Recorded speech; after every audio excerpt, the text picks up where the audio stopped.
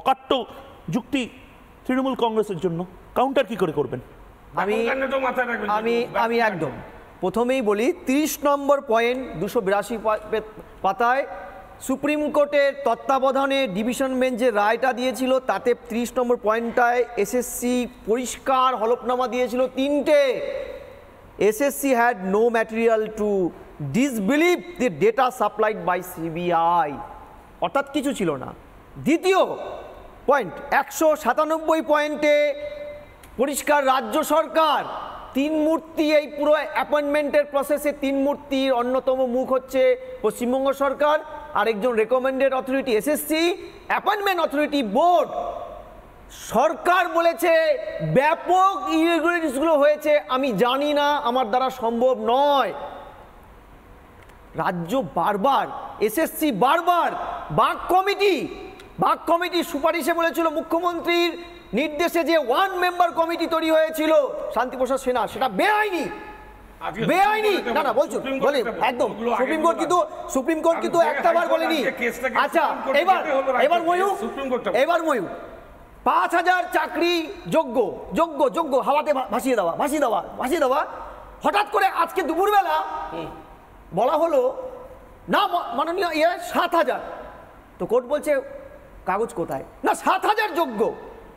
শেষে ঝাঁপির থেকে বিড়ালটা বেরোলো যে আপাতত 3টে ডিস্কে 8324 জন আপাতত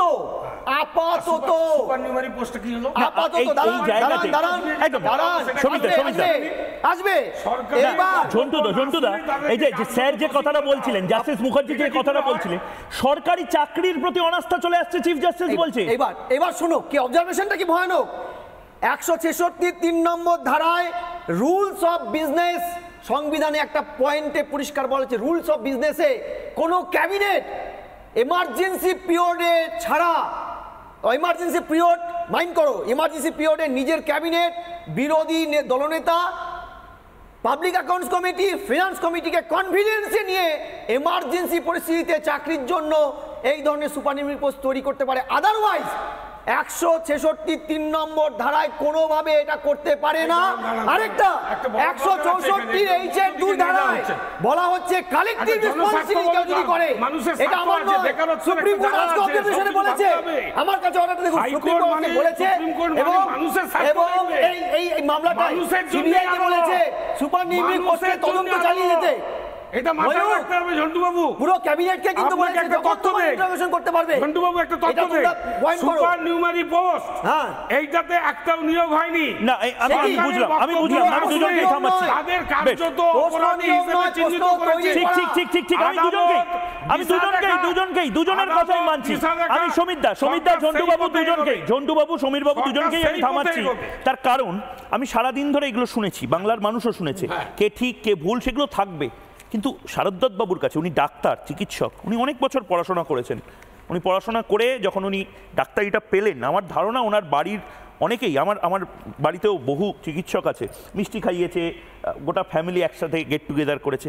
এবার হঠাৎ করে যদি আপনি ভুয়ো চিকিৎসক প্রমাণিত হন বা আপনার প্যানেলে আপনার সাথে সতীর্থরা যদি এক এক করে ভুয়ো ডাক্তার প্রমাণিত হয়, আপনার সাইকোলজিক্যাল প্রবলেমটা কি হবে? যেটা এই বাংলার 8000 9000 ছেলে মেয়ে ভুয়ো বেরোচ্ছে, তার জন্য বাকি 17000 20000 হচ্ছে, তো এই সাইকোলজিক্যাল জায়গাটা তৈরি হচ্ছে তো স্যার।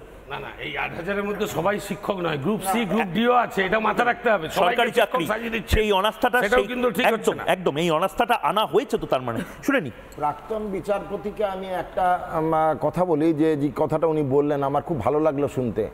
একটা সময় না পুরো ভারতবর্ষ নয়, এই সাউথ ইস্ট অফ এশিয়া মানে সাউথ এশিয়াতে কলকাতা একটা স্থান নিয়ে রেখেছিল। কি স্থান ভুলে গেলে চলবে না। খুব ভালো ভালো কথা বললেন, আমরা হয়তো সেটা ভুলে যাচ্ছি।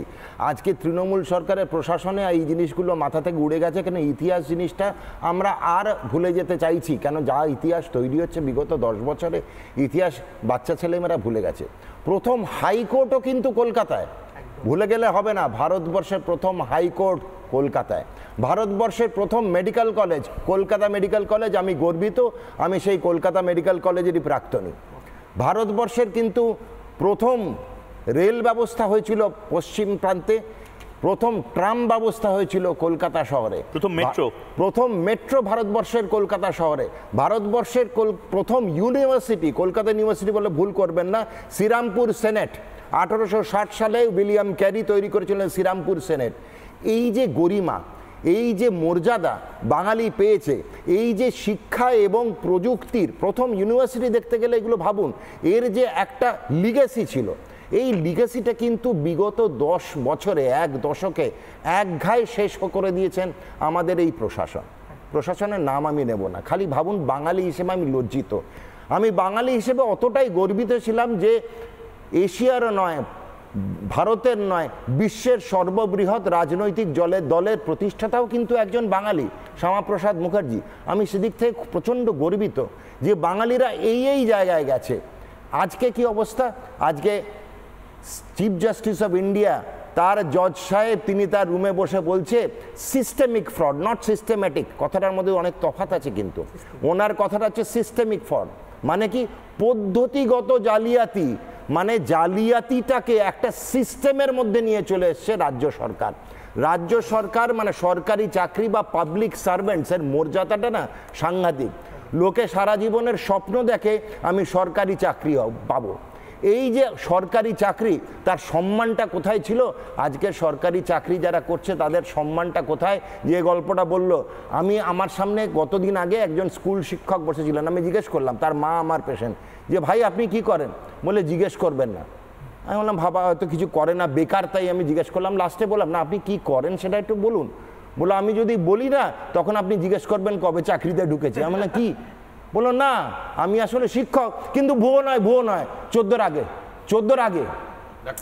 এই যে আস্থাটা, আপনি যখন বলেছেন কিছু বলিনি, এই যে আস্থাটা কিসে হয় বলুন তো? 2-3টে প্রফেশনে হয়।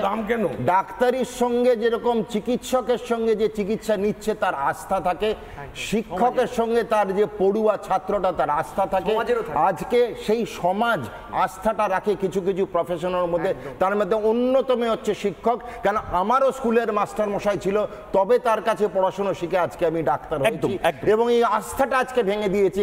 এই আস্থাটা ভেঙে দেওয়ার দায়িত্ব কিন্তু নিতে হবে রাজ্য প্রশাসন তথা তৃণমূল প্রশাসন তথা মমতা বন্দ্যোপাধ্যায়। আপনি এই আস্থা হারানোর দায়বদ্ধতা তাকে পালিয়ে যেতে পারবেন না। আজকের রায়টা কিছু না, আজকের রায়টা খালি সেমিফাইনাল, মাথায় রাখতে হবে। গতবারও সেমিফাইনাল ছিল, এটাও সেমিফাইনাল। ফিরদৌস শামীম আইনজীবী, সুপ্রিম কোর্টে মামলা লড়েই কলকাতা ফিরছেন, এয়ারপোর্ট থেকেই আমি কিছু সময়ের জন্য তাকে পেয়েছি। ফিরদৌস দা, খুব সংক্ষেপে আমি আপনাকে ধরতে চাই একটাই বিষয় জানার জন্য। আজকে প্রধান বিচারপতি যে কথাটা বললেন যে আপনারা তো যেভাবে দুর্নীতিটা করা হয়েছে, সরকারি চাকরির ওপর আস্থা চলে যাবে মানুষের, এটা তো এক ভয়ঙ্কর জায়গা। এটা সত্যি প্রজন্মের পর প্রজন্ম সরকারি চাকরি, একটা সময় আমরা গর্ববোধ করতাম, ছেলে কি করে সরকারি চাকরি, জামাই কি করে সরকারি চাকরি, আর ছেলে কি করে সরকারি শিক্ষক। ও বাবা, কোন আমলের? আচ্ছা ভুয়ো চাকরি নয় তো? আচ্ছা প্যানেলের মধ্যে আছে তো? আচ্ছা 8000-এর মধ্যে নয় তো? এই গোটা যে ট্রমাটা, এই গোটা যে অনিশ্চয়তাটা, এর দায় কি তৃণমূল কংগ্রেস নেবে না?